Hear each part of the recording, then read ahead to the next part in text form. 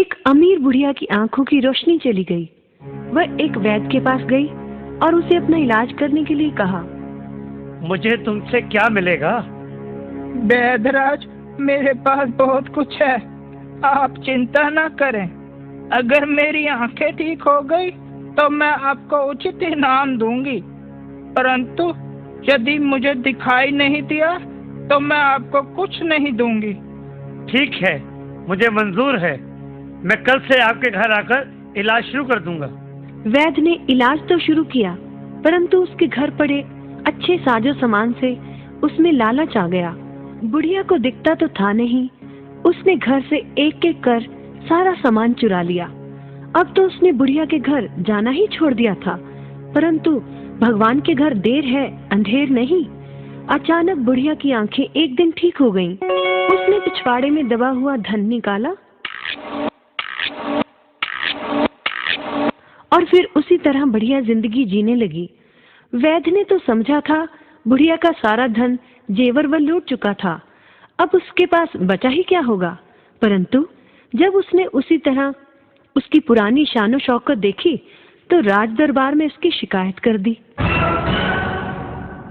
राज दरबार में बुढ़िया ने माना, मैंने कहा था कि मेरी आंखें ठीक हो गई तो मैं वैद्यराज को इनाम दूंगी, परंतु मुझे तो कुछ दिखाई ही नहीं दिया, तो इनाम का। परंतु महाराज, आप ही कहें, जब मैंने आंखें खोई तो मेरा घर फर्नीचर और साज सज्जा के सामान से अटा पड़ा था, परंतु जब मेरी आंखें ठीक हुई तो मुझे मेरे घर में कुछ भी नहीं दिखा।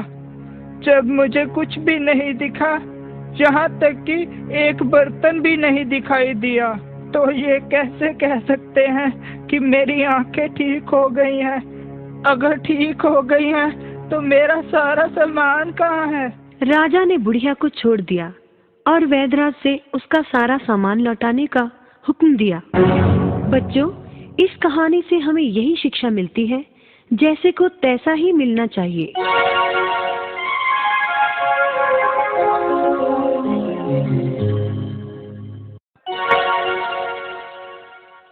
एक अमीर बुढ़िया की आंखों की रोशनी चली गई। वह एक वैद्य के पास गई और उसे अपना इलाज करने के लिए कहा। मुझे तुमसे क्या मिलेगा? वैद्यराज, मेरे पास बहुत कुछ है, आप चिंता न करें। अगर मेरी आंखें ठीक हो गई तो मैं आपको उचित इनाम दूंगी, परंतु यदि मुझे दिखाई नहीं दिया तो मैं आपको कुछ नहीं दूंगी। ठीक है, मुझे मंजूर है। मैं कल से आपके घर आकर इलाज शुरू कर दूंगा। वैद्य ने इलाज तो शुरू किया, परंतु उसके घर पड़े अच्छे साजो सामान से उसमें लालच आ गया। बुढ़िया को दिखता तो था नहीं, उसने घर से एक एक कर सारा सामान चुरा लिया। अब तो उसने बुढ़िया के घर जाना ही छोड़ दिया था, परंतु भगवान के घर देर है अंधेर नहीं। अचानक बुढ़िया की आंखें एक दिन ठीक हो गईं। उसने पिछवाड़े में दबा हुआ धन निकाला और फिर उसी तरह बढ़िया जिंदगी जीने लगी। वैद्य ने तो समझा था बुढ़िया का सारा धन जेवर व लूट चुका था, अब उसके पास बचा ही क्या होगा। परंतु जब उसने उसी तरह उसकी पुरानी शानो शौकत देखी तो राज दरबार में उसकी शिकायत कर दी। राज दरबार में बुढ़िया ने माना, मैंने कहा था कि मेरी आंखें ठीक हो गई तो मैं वैद्यराज को इनाम दूंगी, परंतु मुझे तो कुछ दिखाई ही नहीं दिया, तो इनाम का। परंतु महाराज, आप ही कहें, जब मैंने आंखें खोई तो मेरा घर फर्नीचर और साज सज्जा के सामान से अटा पड़ा था, परंतु जब मेरी आंखें ठीक हुई तो मुझे मेरे घर में कुछ भी नहीं दिखा। जब मुझे कुछ भी नहीं दिखा, यहाँ तक कि एक बर्तन भी नहीं दिखाई दिया, तो ये कैसे कह सकते हैं कि मेरी आंखें ठीक हो गई हैं?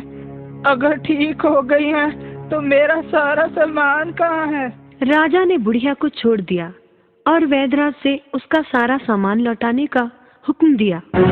बच्चों, इस कहानी से हमें यही शिक्षा मिलती है, जैसे को तैसा ही मिलना चाहिए।